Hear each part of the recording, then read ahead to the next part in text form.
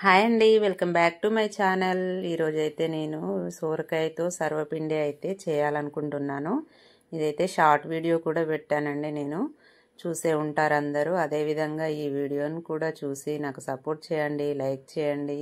Process అయితే చూద్దాము. సోరకాయ అయితే ముందుగా పొట్టు తీసేసి చిన్న ముక్కలుగా కట్ చేసేసుకొని దాన్ని మాత్రం అది విధంగా పెట్టుకున్నానండి. అందులో వేయవలసినవి సోరకాయ ముక్కలు, కరివేపాకు, పచ్చిమిర్చి, ఉల్లిగడ్డ, ఎల్లిగడ్డ, జీలకర్ర, ఉప్పు అవైతే మిక్సీ జార్లో వేసేసుకొని మిక్సీ అయితే పట్టేశానండి. అవి ఏంటంటే ఉల్లిగడ్డ సన్నగా కూడా తరిగి వేసుకోవచ్చు, కాకపోతే పిల్లలు తినారనే ఉద్దేశంగా నేనైతే ఇందులో వేసి మిక్స్ చేశానండి. అన్నీ మిక్సీ పట్టేశాను. మెత్తగా మిక్స్ పట్టిన తర్వాత అందులో సాల్ట్ వేసాను. సాల్ట్ కూడా వేసి మిక్సీ అయితే పట్టానండి. ఈ సోరకాయ ముక్కలు ఇవి అన్నీ ఈ మిక్సీ చేసిన తర్వాత అయితే మనం పిండి కలిపేటప్పుడు దాంట్లో అయితే వాటర్ అయితే అస్సలు యాడ్ చేయొద్దు. నేనైతే ఆ వాటర్ అస్సలు యాడ్ చేయలేదు.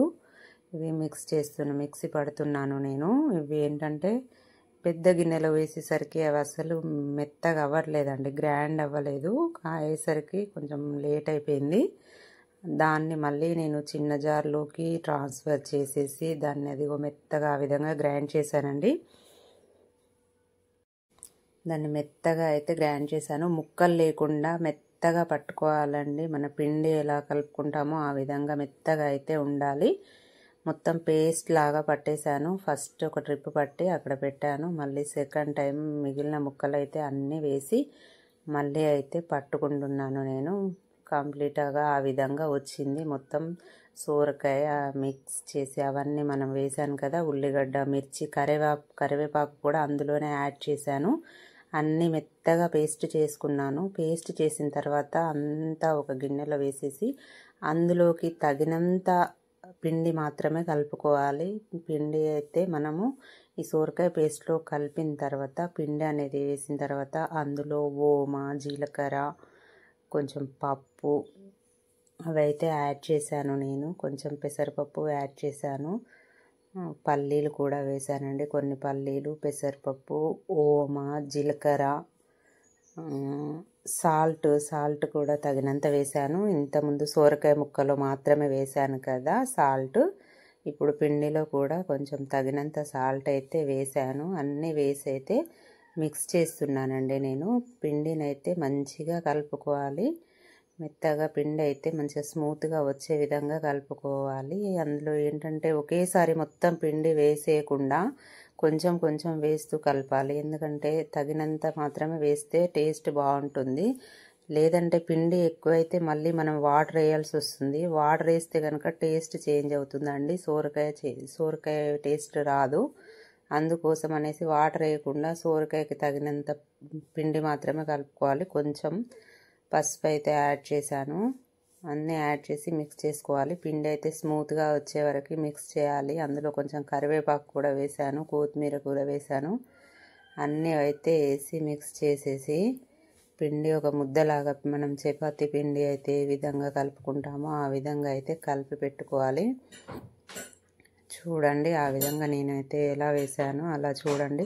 కొంచెం కరివేపాకు, కొత్తిమీర అవి పైన కనబడితే బాగుంటుంది అనేసి వేసి అయితే కలిపి పెడుతున్నానండి నేను. పిండి కలిపిన తర్వాత ఎలా ఉంటుందో చూడండి. అదిగో ఆ విధంగా అయితే కలిపి పెట్టాను. పిండి ఒక ముద్ద కింద చేసి పెట్టుకొని ఇదైతే మనం గిన్నెగా అయితే పెట్టుకోవాలి. ఇది చాలా టేస్ట్గా ఉంటుందండి. మనం మామూలు పిండి కంటే సోరకాయ వేసి చేస్తున్నాం కాబట్టి కంప్లీట్ టేస్ట్ అయితే చాలా చేంజ్ ఉంటుందండి. సర్వపిండి మామూలు మనం పిండితో కంప్లీట్ పిండి వాటర్తో కలిపి చేసిన దానికంటే ఇదైతే బాగుంటుంది. ఇందులో ఒక ప్యాన్ తీసుకొని కడాయికి ఆయిల్ అయితే అప్లై చేయాలి. ఆయిల్ అప్లై చేసిన తర్వాత అందులో ఈ పిండి ముద్ద అయితే తీసుకొని దానికి కడాయికి ప్రెస్ చేసుకోవాలి. పల్చగా ప్రెస్ చేసుకుంటే బాగుంటుంది. టేస్ట్ మందంగా అయితే గట్టిగా వస్తుంది. ఇది సోరకాయది కాబట్టి మెత్తగానే ఉంటుంది. మనకి కాలడం కూడా తొందరగానే అవుతుందండి.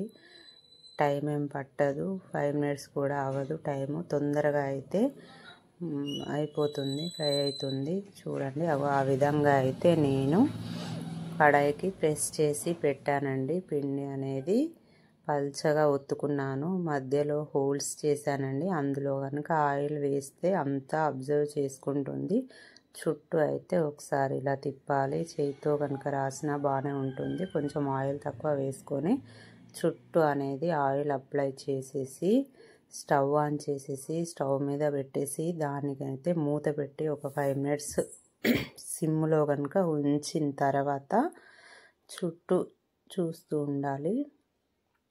పల్చగా ఒత్తుకోవాలి. నేనైతే తొందరగా అవ్వాలనేసి ఇంకొక దోశ పెనం మీద అయితే పెట్టాను. ఇంకొక స్టవ్ మీద ఆన్ చేసేసి పెనంకి అంతా అది అప్లై చేసి ఆయిల్ దీని మీద కూడా సేమ్ ప్రాసెస్తో ఒత్తి పెట్టాను. దానికి దోశ వెడల్పుతో వేసానండి. ఇది బాగా వచ్చింది ముక్కలవకుండా. చూడండి ఆ విధంగా చేశాను. ఈవినింగ్ స్నాక్స్కి పిల్లలకైతే బాగుంటుంది. ప్రాసెస్ ఈజీగా ఉంటుంది. మనం ఇంట్లో పిండి కనుక పట్టించి పెట్టుకొని ఇదైతే ఉంచుకుంటే అప్పటికప్పుడు కలిపి పెట్టుకోవచ్చు. తొందరగా అవుతుంది, టేస్టీ కూడా ఉంటుంది. చాలామందికి ఇష్టపడతారు. ఎక్కువ పిల్లలు చాలా ఇష్టపడతారు, తింటారు, బాగుంటుంది. చూడండి ఆ విధంగా దోశ పెనం మీద కూడా పెట్టాను. దానికి కూడా సేమ్ హోల్స్ చేసేసి మిడిల్లో ఆయిల్ వేసేసి పెట్టాను. మూత పెట్టి చేసేసరికి ఇది ప్రెస్ చేసి ఇది స్టవ్ మీద పెట్టేసరికి కడాయిలో పెట్టింది అయితే కాలిందండి. చూడండి దాన్ని ఇట్లా క్రాస్గా తిప్పేసి మరీ పెట్టాను. అదే విధంగానే పెడితే మధ్యలో కొంచెం మాడింది కదా, అదే దానికోసం అనేసి తిప్పి పెట్టాలండి. చుట్టూ రౌండ్గా కడాయి అయితే తిప్పుకుంటూ ఉండాలి. దగ్గరే ఉండి కాలుస్తే కనుక మంచిగా ఉంటుంది. చూడండి దాన్ని అటువైపు ఇటువైపు కదుపుతూ తిప్పుతున్నాను, తిప్పుకుంటూ కాలుస్తున్నాను. లేకపోతే ఒకటే దగ్గర పెడితే కనుక అది మిడిల్లోనే మాడిపోతుంది, చుట్టూ పచ్చిగా ఉంటుంది. అందుకోసం అనేసి కడాయిని చుట్టూ స్టవ్కి అయితే చుట్టూ కడాయి చుట్టూ తిప్పాలి. దాన్ని నేను రివర్స్ చేశానండి. రివర్స్ చేసి మళ్ళీ కాసేపు చుట్టూ కొంచెం మెత్తగా ఉంది కదా, అది కూడా కాలాలనేసి దాన్ని అయితే తిప్పి మళ్ళీ ఒక 2 మినిట్స్ అయితే స్టవ్ మీద అలాగే ఉంచానండి. బాగా వచ్చింది. టేస్ట్ కూడా చాలా బాగుంది. చూడండి ఆ విధంగా రివర్స్ చేశానండి. రివర్స్లో అయితే ఆ మిడిల్లో కూడా బాగానే ఉంటుందండి. దూరగా ఉంది కాబట్టి బాగానే ఉంటుంది. మరీ ఎక్కువ మాడిపోతే కనుక స్మెల్ వస్తుంది, బాగుండదు. ఈ విధంగా అయితే ఓకే. కాకపోతే ఇంతకంటే ఎక్కువ రెడ్గా అయితే మాత్రం బాగుండదు. అదే సేమ్ ఆ విధంగానే ఉంటుంది. అది దాన్ని తీసి మళ్ళీ ఈ దోశ ప్యాన్ మీద అయితే పెట్టాను. దీని మీద ఒక 2 మినిట్స్ దీన్ని అలాగే ఉంచి లాస్ట్ అయితే ఈ విధంగా ఉంటుంది. చూడండి కళాయిలో అయితే రెడీ అయిపోయింది.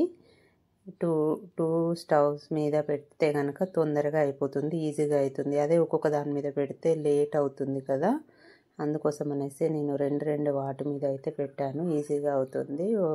ఒకేసారి 2 తీయొచ్చు, టైం వేస్ట్ అవ్వకుండా ఉంటుంది మనకి. చూడండి అంతలో ఇది కూడా రెడీ అయిపోయింది. ఇదైతే బ్రేక్ అవ్వకుండా మంచిగా వచ్చిందండి రౌండ్గా. అది కడాయిలో కనుక రౌండ్ మనం ఇట్లా తిప్పేసరికి పైన అంతా ముక్కలై ఇరిగిపోయింది.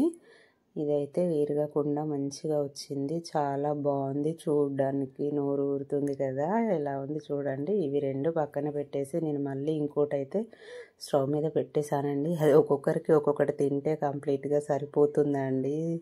స్నాక్స్ అయినా మార్నింగ్ బ్రేక్ఫాస్ట్కి అయినా బాగానే ఉంటుందండి. ఇదైతే చూడండి ఇలా ట్రై చేయండి. ఎవరికైనా నచ్చితే ఇలాంటి ట్రై చేసి తింటే కనుక పిల్లలకి ఇష్టం. పిల్లలైతే చాలా ఇష్టంగా తింటారు. ఈ చలికాలం వర్షాకాలం అయితే ఇవి ఎక్కువ చేస్తానండి నేను. పిల్లలు బాగా ఇష్టపడతారు. ఫైనల్గా అయితే సర్వపిండి ఈ విధంగా వచ్చింది, సోరకాయ సర్వపిండి.